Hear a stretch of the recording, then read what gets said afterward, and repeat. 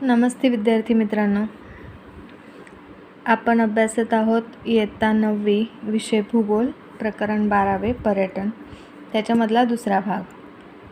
तर पहिल्या भागामध्ये काय बघितलं आपण? पर्यटन म्हणजे काय, त्याच्यानंतर पर्यटनाचे विविध प्रकार आपण पाहिले.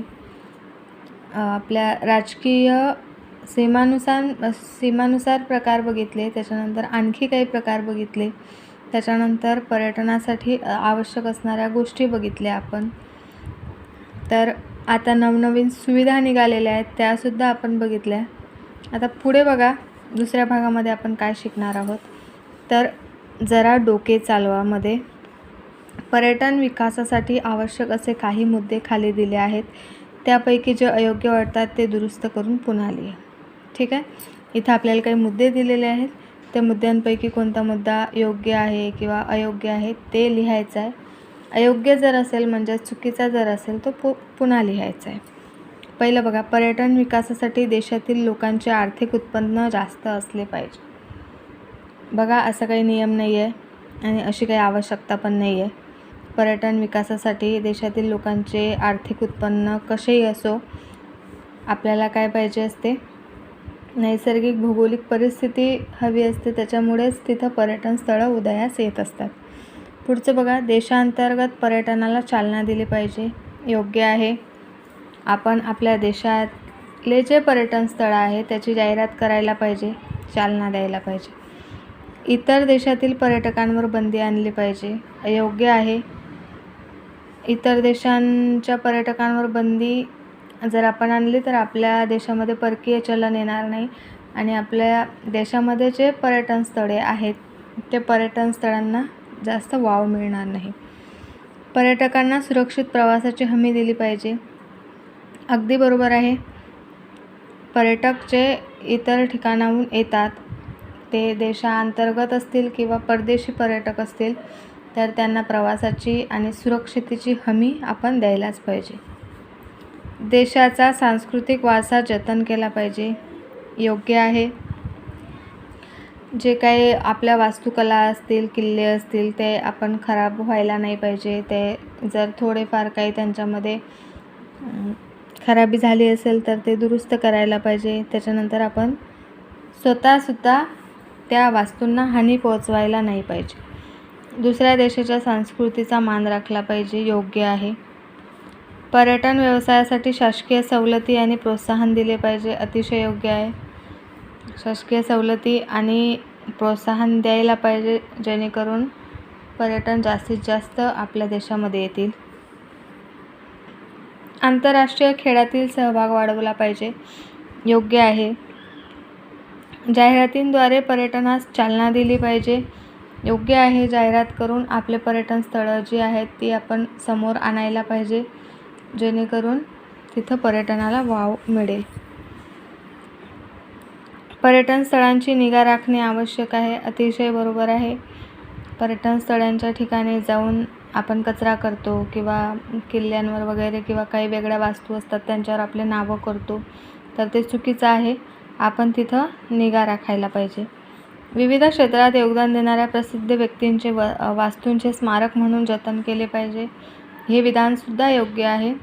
म्हणजेच काय तर त्यांचे कार्य आपल्या लक्षात राहील आणि त्या कार्यापासून आपण स्वतः आणि आपले जे तरुण मंडळी आहेत ते प्रेरणा घेतील. पर्यटनासाठी सेवा सुविधांचा विकास झाला पाहिजे. योग्य आहे. पर्यटन संस्थांवर बंदी घातली पाहिजे. अयोग्य आहे. पर्यटनाला आपल्याला चालनाच द्यायचे, त्याच्यावर बंदी घालायची नाही आहे. या व्यवसायाला भरपूर वाव नाही. अयोग्य आहे.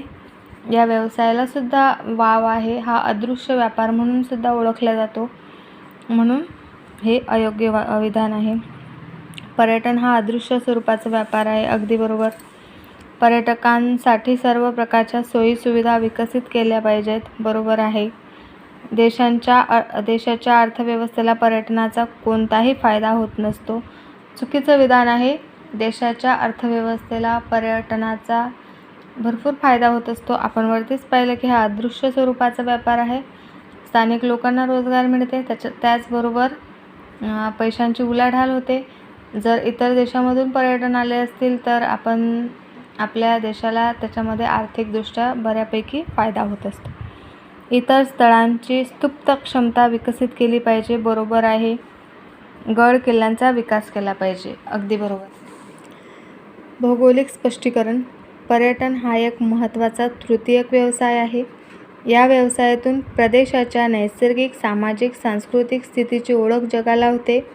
देशी पर्यटकांप्रमाणेच अनेक परदेशी पर्यटक देशातील विविध ठिकाणांना भेटी देतात. त्यामुळे देशाच्या अर्थव्यवस्थेत परकीय चलनाची भर पडते. या फायद्यांशिवाय पर्यटन स्थळांचा विकास होणे, तेथील लोकांना रोजगार उपलब्ध होणे इत्यादी चांगल्या गोष्टीही घडतात. बघा, आपल्याला माहिती आहे प्राथमिक व्यवसाय, द्वितीयक व्यवसाय, त्याच्यानंतर असतो तृतीयक व्यवसाय. तर हा जो व्यवसाय आहे पर्यटन, हा तृतीयक स्वरूपाचा व्यवसाय आहे. त्याच्यानंतर याच्यामधून आपली जी नैसर्गिक परिस्थिती आहे, सामाजिक परिस्थिती आहे, आपली सांस्कृतिक परिस्थिती आहे, या सगळ्या गोष्टींची ओळख इतर ठिकाणांना, इतर जगाला होते. त्याच्यानंतर काय सांगितलं आपल्याला की देशी पर्यटकांप्रमाणेच अनेक परदेशी पर्यटन भेटी देतात. जसं की बघा, अजिंठा वेरूळ लेणी आहे, तिथंसुद्धा परदेशी पर्यटक भेटी देतात. त्याच्यानंतर आपल्या बुलढाणा जिल्ह्यामध्येच लोणार सरोवर आहे, तिथंसुद्धा परदेशी पर्यटक जे आहेत ते भेटी देत असतात. तर काय होते की आपल्या देशाच्या अर्थव्यवस्थेमध्ये भर पडते, परकीय चलन आपल्या देशामध्ये येते आणि तेथील स्थानिक लोकांना रोजगार मिळतो. तिथले जे लोक आहे, ज्यांना हस्तकला येत असेल किंवा काही कला अवगत असेल, जसं की आपण पाहतो पैठणला जर आपण गेलो तर पैठणला हाताने विणलेली, हाताने रेशीमची विणलेली पैठणी असते. तर ती प्रसिद्ध आहे, ती आपण तिथं गेलो तर घेतोच. तर काय होत असते की तिथलेच ते स्थानिक लोक आहे, जे हाताने हे काम करतात सगळं, त्यांना रोजगार मिळत असतो. पर्यटनाचे महत्त्व लक्षात घेऊन स्थानिक रहिवासी प्रदेशातील निसर्गाची संस्कृती जतन करण्याबाबत सजग बनतात. पर्यटनाच्या विकासासाठी विविध माध्यमातून जाहिरात केल्यास पर्यटन व्यवसायाची वाढ होण्यास मदत होते. बघा, जर पर्यटन त्या ठिकाणी येत असतील, त्या पर्यटन स्थळांना पर्यटक जे आहेत ते भेट देत असतील, तर तिथले जे स्थानिक लोक आहेत त्यांना कळत असतं की इथं पर्यटन येतात, आपल्याला त्याच्यामुळे पैसा मिळतो, रोजगार मिळतो.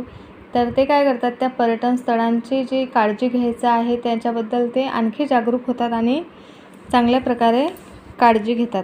पुढे बघा, सांगा पाहू, पर्यटनाचे कोणते प्रकार नव्याने उदयास आले आहेत? पर्यटनाचे आणखी काही विविध प्रकार आहेत जे नव्याने उदयास आलेले आहेत, ते आपण खाली बघूच. तुम्हाला काही माहीत असतील तर बघा, त्याच्यामध्ये आपल्याला बघायचंच आहे कशा प्रकारे कृषी पर्यटन नवीन हा प्रकार आलेला आहे. नवीन पर्यटन प्रकार सुरू होण्याची कारणे सांगा.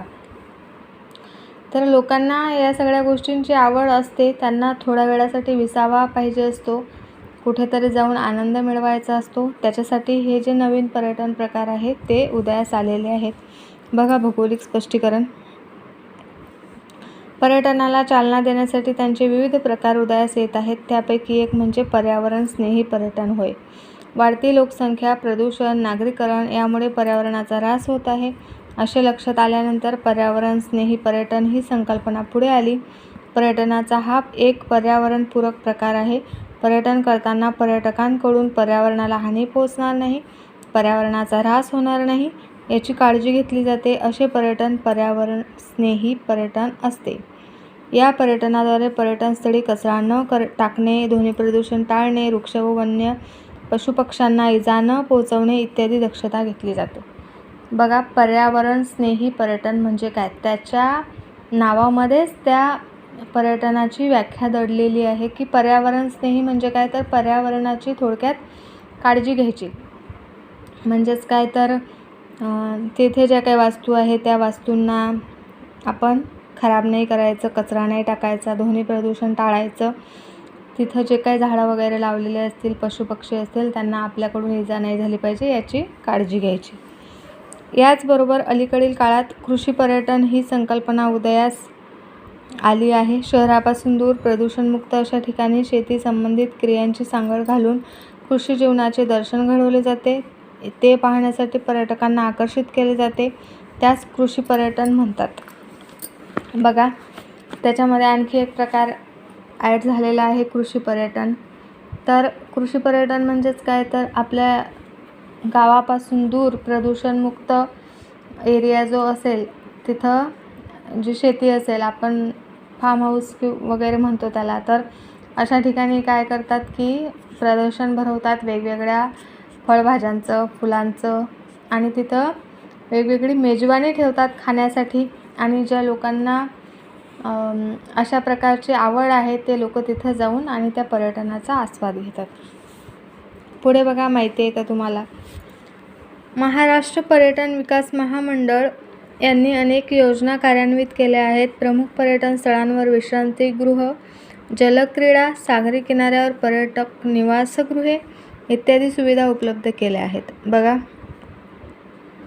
महाराष्ट्र पर्यटन विकास महामंडळ MTDC यांनी वेगवेगळ्या योजना तयार केलेल्या आहेत. त्याच्यामध्ये त्यांनी काय केलेलं आहे की जे प्रमुख पर्यटन स्थळं आहेत तिथं विश्रांतीगृह, जलक्रीडा, सागरी किनाऱ्यावर पर्यटक निवासगृहे, म्हणजे लोकांना सोयीचं होईल. कोणी जर तिथं इतर ठिकाणाहून पर्यटन करण्यासाठी आले पर्यटक, तर त्यांना राहण्याची वगैरे व्यवस्था होईल त्याच्यासाठी. डेक्कन ओडिसी ही पर्यटनाकरता विशेष रेल्वे सुरू करण्यात आली आहे. ही रेल्वे महाराष्ट्र पर्यटन विकास महामंडळ, भारतीय रेल्वे व पर्यटन मंत्रालय यांच्या सहकार्याने चालवली जाते. ही रेल्वे मुंबई, नाशिक, वेरूळ, अजिंठा, कोल्हापूर, गोवा, रत्नागिरी इत्यादी पर्यटन स्थळांना पर्यटकांना घेऊन जाते. ही गाडी म्हणजे एक प्रकारचा फिरता राजमहल आहे. बघा, चित्रामध्ये आपल्याला दिलेलं आहे कशा प्रकारे गाडी आतून सजवलेली आहे. हॉटेल सारखीच ही गाडी वाटत आहे. तर ही गाडी काय, याच्यामध्ये सगळ्या सुविधा असतात आणि आपल्याला ही गाडी या सगळ्या पर्यटन स्थळांना घेऊन जाते, जसं की मुंबई, नाशिक, वेरूळ, अजिंठा, कोल्हापूर, गोवा, रत्नागिरी. ठीक आहे. पुढे बघा, अशाच प्रकारची दुसरी विशेष रेल्वे पॅलेस ऑन व्हील्स या नावाने ओळखली जाते. ही रेल्वे दिल्ली, जयपूर, उदयपूर, भरतपूर, आग्रा, दिल्ली असा प्रवास करते. अनेक देशी विदेशी पर्यटक या रेल्वेचा आनंद घेतात. भारतीय रेल्वेने पर्यटनाचे खास आकर्षण म्हणून पारदर्शक छताचा डबा, 20 डोम असलेली रेल्वेगाडी नुकतीच सुरू केली आहे. ही रेल्वे विशाखापट्टणम ते किरंदल मार्गावर धावते. या रेल्वेमध्ये संपूर्ण वातानुकूलित व काचेचे छत असलेला डबा असून यात बसून अराकू खोरे, अनंतगिरी घाटमाथा, बोरा गुहा या निसर्ग समृद्ध प्रदेशाचे विहंगम दृश्य अनुभवता येणार आहे. बघा, आणखी एक रेल्वे आहे पॅलेस ऑन व्हील्स, तर ती जयपूर, उदयपूर, भरतपूर, आग्रा आणि दिल्ली या ठिकाणी धावते. अशाच प्रकारे पर्यटनासाठी विशेष रेल्वे म्हणून ती आहे. त्याच्यानंतर आणखी एक रेल्वे आहे, त्याच्यामध्ये काय केलेलं आहे, विशाखापट्टणम ते किरंदल मार्गावर धावते. त्याच्यामध्ये जो छत आहे, जो आपल्या रेल्वेच्या डब्याचं छत आहे, वरचा जो भाग आहे तो काचेचा आहे. म्हणजे ती अशी घाटामधून जाते, तर आजूबाजूचं जे वरचं दृश्य आहे ते अतिशय निसर्गरम्य आपल्याला दिसत असतं. ठीक आहे.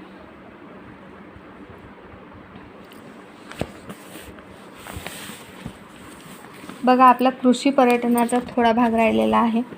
शहरी जीवनशैलीत बदल म्हणून लोकांनी शेतात जाऊन राहणे, शेतकऱ्यांकडून सशुल्क पाहुणचार स्वीकारणे याचा कृषी पर्यटनात समावेश होतो. महाराष्ट्रातील पुणे आणि कोल्हापूर जिल्ह्यात कृषी पर्यटनासाठी उत्तम पर्यटन स्थळे विकसित झाली आहेत. चित्रपट पर्यटन हा पर्यटनाचा एक नवीन प्रकार आहे. ज्या ठिकाणी चित्रपटांचे चित्रीकरण केले जाते तेथे येणाऱ्या लोकांची गर्दी पाहता चित्रपट पर्यटन संकल्पना पुढे आली आहे.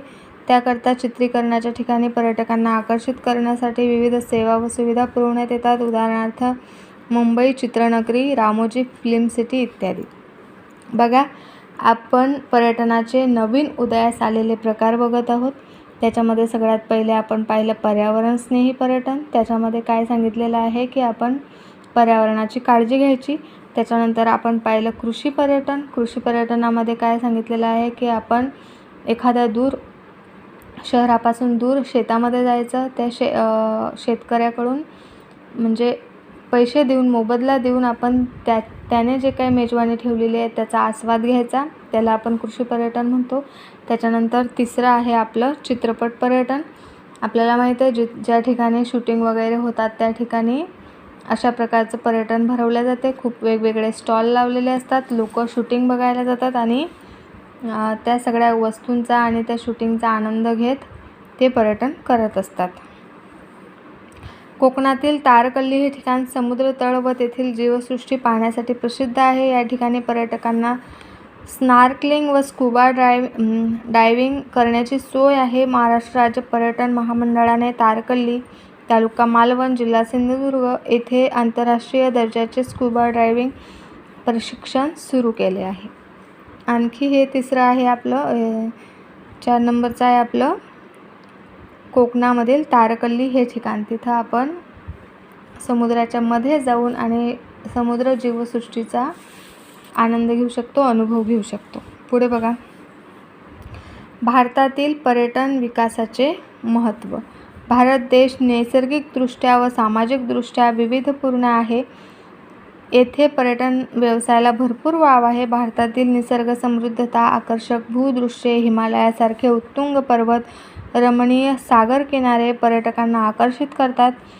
याचबरोबर भारतीय संस्कृतीतील विविधता, सण, उत्सव, परंपरा, पोशाख, भारतीय मसाल्यांपासून बनवलेले वैविध्यपूर्ण अन्नपदार्थ व भारतीयांचे सौजन्यपूर्ण आदरातिथ्य यामुळे पर्यटनासाठी भारतात खूप संधी आहेत. बघा, भारतातील पर्यटन विकासाचे महत्त्व म्हणजे भारतामध्ये जो पर्यटनाचा विकास होत आहे तो कशामुळे होत आहे, तर भारतामध्ये आपल्याला माहीत आहे की नैसर्गिक जे आपल्याला लाभलेलं आहे नैसर्गिक वैविध्यता ते खूप मोठ्या प्रमाणावर आहे. आपल्याला माहीत आहे की तिन्ही बाजूने आपल्याला समुद्रकिनारा आहे, त्याच्यानंतर पर्वतरांगा आहेत. त्याच्यामुळे काय आहे की भारतामध्ये पर्यटनाला विविध संधी आहेत, खूप मोठ्या प्रमाणावर वाव आहे. त्याच्यानंतर आपल्याला माहिती आहे की भारतामध्ये सगळ्या प्रकारचे मसाले पिकवले जातात आणि या मसाल्यांना इतर देशांमध्ये मागणीसुद्धा आहे आणि त्याच्यामुळे सुद्धा भारतामध्ये पर्यटन जे आहे ते वाढीस लागलेलं आहे. पुढे बघा, हे नेहमी लक्षात ठेवा. समुद्र किनाऱ्यावर फिरायला गेल्यावर भरती ओहोटीच्या वेळापत्रकाची माहिती असू द्या. जर तुम्हाला समुद्रकिनारी पर्यटन करायला आवडत असेल तर ह्या गोष्टी लक्षात ठेवायच्या. 15 दिवस समुद्रामध्ये भरती असते आणि 15 दिवस समुद्रामध्ये ओहोटी असते. आपण शिकलेलो आहे, तर त्याची माहिती आपल्याला पाहिजे.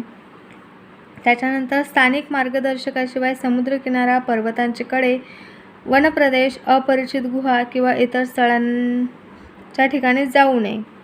म्हणजे आपण ज्या ठिकाणी पर्यटन करायला गेलेलो आहे त्या ठिकाणचा जो मार्गदर्शक असतो तो आपल्या सोबत असल्याशिवाय आपण समुद्रकिनाऱ्यावर जाऊ नये, पर्वतांच्या कडेनं जाऊ नये, वनप्रदेशामध्ये जाऊ नये आणि अपरिचित गुहांमध्ये जाऊ नये. कारण त्यांची माहिती त्यांनाच असते, आपल्यासाठी ते ठिकाणं जे आहे ते अपरिचित असतात. त्याच्यामुळे तिथं आपल्याला धोका होऊ शकतो. समुद्रकिनाऱ्यावरील कड्यांवर, पर्वतांच्या कड्यांवर जंगली प्राण्यांसोबत सेल्फी काढण्याचा मोह टाळा. बघा, आपल्याला सगळ्यांना माहिती आहे की आपल्याला फोटोज काढायला, सेल्फी काढायला आवडतात आणि आपण हे सुद्धा खूपदा बातम्यांमध्ये वगैरे बघितलेलं आहे की अशा ठिकाणी म्हणजे प्राण्यांसोबत वगैरे किंवा नदीच्या अगदी काठावर जाऊन किंवा एखाद्या डोंगराच्या अगदी कडेवर जाऊन आपण सेल्फी काढत असतो आणि प्राण्यांना मुखत असतो, तर ते सुद्धा टाळावं. समुद्राच्या खोल पाण्यात उतरण्याचा व पोहण्याचा मोह टाळावा. पर्यटन स्थळे स्वच्छ ठेवावे. आपण जे ठिकाणी पर्यटन करतो त्या ठिकाणी आपल्याला ह्या सगळ्या गोष्टी महत्त्वाच्या आहेत, लक्षात ठेवाव्या लागतात. पुढे बघा, पर्यटनस्थळी असलेल्या प्राण्यांना, पक्ष्यांना इजा होणार नाही याची दक्षता घ्यावी. पर्यटनस्थळी लावलेल्या फलकांवरील सूचनांचे पालन करावे. पुढचं बघा, पर्यटन व आर्थिक विकास. पर्यटन विकासातून भारतीय अर्थव्यवस्थेला मोठा फायदा होतो. पर्यटनातून उपाहारगृहे, दुकाने, वाहतूक व्यवस्था, मनोरंजनाची ठिकाणे इत्यादी घटकांचा विकास होऊन अर्थव्यवस्थेस प्रत्यक्ष फायदा होतो. त्याचबरोबर पायाभूत सुविधांचा विकास होतो व रोजगार निर्मिती होते. यातून अर्थव्यवस्थेला अप्रत्यक्ष फायदा होतो. पर्यटन हे आर्थिक विकासात महत्त्वाची भूमिका बजावते. म्हणून पर्यटन हा अदृश्य व्यापार आहे असं म्हणतात. बघा, पर्यटन व आर्थिक विकास. पर्यटन जे काही होत असतं त्या पर्यटनामधून इत्यादी सगळ्या घटकांना फायदा होत असतो. जसं की उपाहारगृहे असतील, दुकाने असतील, वाहतूक असेल, व्यवस्था असेल, मनोरंजनाची ठिकाणे असेल, या सगळ्यांचा पर्यायाने विकास होत असतो. कारण या लोकांना जर इतर ठिकाणाहून पर्यटक तिथं आले तर हे सगळे या लोकांना रोजगार मिळत असतो. ठीक आहे. म्हणून काय तर अप्रत्यक्षपणे आपल्या आर्थिक व्यवस्थेला पर्यटनामुळे हातभार लागत असतो आणि म्हणून पर्यटन आणि आर्थिक विकास यांचा सहसंबंध आहे. पुढचा आहे पर्यटन व पर्यावरणीय विकास. पर्यावरणीय विकासासाठी पर्यटन उपयुक्त ठरते. पर्यटन उद्योगांच्या गरजेतून नैसर्गिक ठिकाणे, अभयारण्ये, राष्ट्रीय उद्याने यांचा विकास करण्यासाठी प्रशासनाकडून आर्थिक गुंतवणूक केली जाते. पर्यावरणपूरक पर्यटन या संकल्पनेमुळे पर्यावरणाची योग्य ती काळजी घेऊन पर्यटन स्थळांचा विकास केला जातो. निवासस्थाने, रेस्टॉरंट, वाहतुकीचे मार्ग इत्यादी घटकांची रचना देखील पर्यावरणपूर्वक पद्धतीने केली जाते. या विकासात वीज, पाणी यांचा काळजीपूर्वक वापर केला जातो. पुनर्वापर संकल्पनाही वापरली जाते. पर्यावरणाची नैसर्गिक स्थिती राखून पर्यटन विकसित केले जाते. बघा, पर्यटन व पर्यावरणीय विकास. एखाद्या ठिकाणी जर पर्यटन स्थळ असेल तर त्याचा विकास तेथील जे स्थानिक प्रशासन आहे त्यांच्याकडून केला जातो. तिथं अभयारण्य वगैरे निर्माण केले जाते किंवा राष्ट्रीय उद्यान निर्माण केले जाते आणि त्या स्थळांचा विकास केला जातो. मग त्याच्यामध्ये आणखी भर म्हणून तिथलं जे पर्यावरणीय ठिकाण आहे किंवा जे काही वातावरण आहे त्याची काळजी घेतली जाते. त्याची काळजी घेऊन तिथं ज्या काही गोष्टी करायच्या असतात त्या केल्या जातात. जसं की पाण्याचा योग्य वापर करणे, जमिनीचा योग्य वापर करणे, त्याच्यानंतर पुनर्वापर करणे इत्यादी सगळ्या.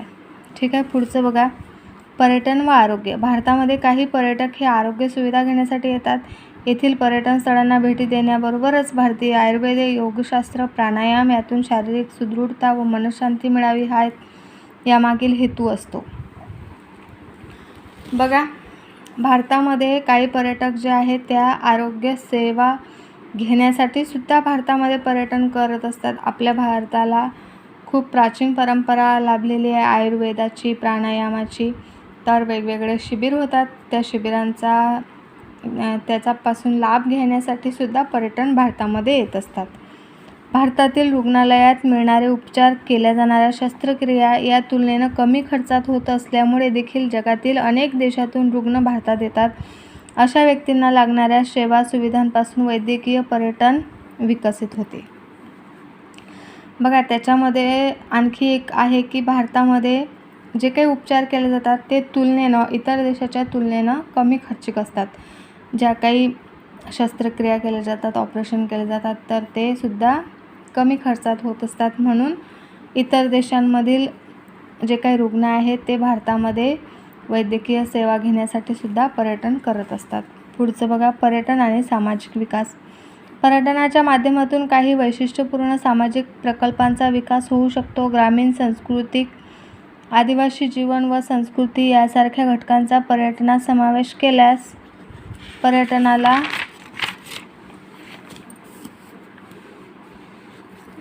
सामाजिक दिशा मिळते व समाजातील उपेक्षित घटकांचा विकास करता येतो. महाराष्ट्रातील मेळघाटमधील आदिवासी जीवन, समाजसेवक बाबा आमटे यांचा आनंदवन प्रकल्प, राळेगणसिद्धी, हिवरे बाजार यासारख्या आदर्श गावांना भेट देणे इत्यादींसारख्या पर्यटनातून सामाजिक जाणीव निर्माण होते व तेथील विकासाला चालना मिळते. पर्यटन व सामाजिक विकास.